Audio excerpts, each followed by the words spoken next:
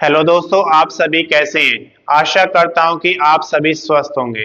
दोस्तों, आज इस वीडियो में हम लेकर आए हैं कि बैंक ऑफ बड़ौदा ने अप्रेंटिस की बम्पर वैकेंसीज निकाली हैं, जिसके ऑनलाइन एप्लीकेशन की अगर बात करें तो 19/2/2025 यानी कि 19 फरवरी 2025 से शुरू हो चुके हैं। अंतिम तिथि आप यहां पर देख सकते हैं 11/3/2025 दिया गया है, यानी कि 11 मार्च 2025 तक आप इसका ऑनलाइन एप्लीकेशन भर सकते हैं। आवेदन शुल्क जिसकी अंतिम तिथि आपकी 11/3/2025 रहेगा। कैटेगरी वाइज आप यहाँ पर देख सकते हैं, अगर आप जनरल कैटेगरी में जिन्हें हम अनरिजर्व या सामान्य जाति कहते हैं, या ओबीसी जिन्हें हम अदर बैकवर्ड कास्ट या फिर अन्य पिछड़ा वर्ग कहते हैं, या फिर ईडब्ल्यूएस जिन्हें हम इकोनॉमिकली वीकर सेक्शन कहते हैं, इनमें से किसी भी कैटेगरी में आप आते हैं तो आपको 800 रुपए का एप्लीकेशन फीस देना होगा। अगर आप एससी जिन्हें हम शेड्यूल कास्ट यानी कि पिछड़ी जाति कहते हैं, या फिर एसटी जिन्हें हम शेड्यूल ट्राइब्स यानी कि जनजातियां कहते हैं, इसके अंतर्गत आप आते हैं तो 600 रुपए का एप्लीकेशन फीस देना होगा। अगर आप पीएच जिसे हम विकलांग कहते हैं या फिर दिव्यांग कहते हैं, इस कैटेगरी में आप आते हैं तो आपको 400 रुपए का एप्लीकेशन फीस देना होगा। ये एप्लीकेशन फीस आप डेबिट कार्ड से जमा करा सकते हैं, क्रेडिट कार्ड से जमा करा सकते हैं, या फिर नेट बैंकिंग के थ्रू भी ऑनलाइन एप्लीकेशन फीस जमा करा सकते हैं। इसके बाद हम बात करते हैं आयु की।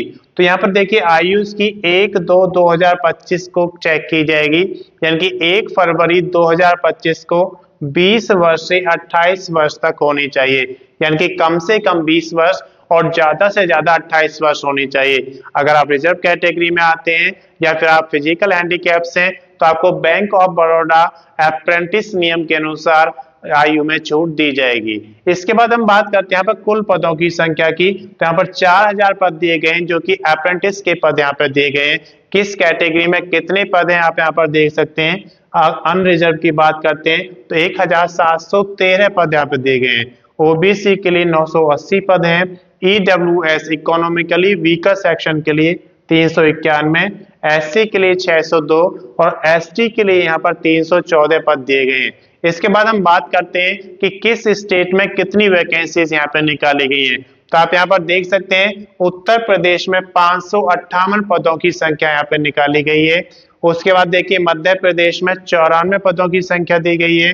छत्तीसगढ़ में 76 पदों की संख्या दी गई है। राजस्थान में 320 पदों की संख्या यहाँ पे दी गई है। पंजाब में 132, तमिलनाडु की बात करें तो 223 पदों की संख्या यहाँ पे निकाली गई है। आंध्र प्रदेश में 59, उड़ीसा में 50 पदों की संख्या दी गई है। असम में 40 पदों की संख्या यहाँ पे दी गई है।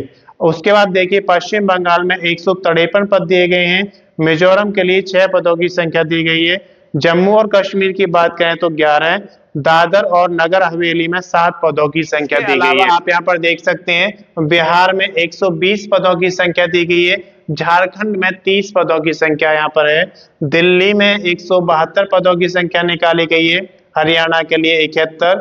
उत्तराखंड की अगर बात करें तो 30 पदों की संख्या यहाँ पर दी गई है। तेलंगाना में यहाँ पर 193 पदों की संख्या दी गई है। महाराष्ट्र में 388 पदों की संख्या दी गई है। केरल के लिए 89 पदों की संख्या है। गुजरात के लिए 573 पदों की संख्या दी गई है। कर्नाटक के लिए 537 पदों की संख्या दी गई है। मणिपुर की बात करें तो यहाँ पर 8 पदों की संख्या दी गई है। और चंडीगढ़ जो कि आपका यूनियन टेरिटरीज में आता है 40 पदों की संख्या यहाँ पे दी गई है। और गोवा में 10 पदों की संख्या यहाँ पे दी गई है अप्रेंटिस के लिए।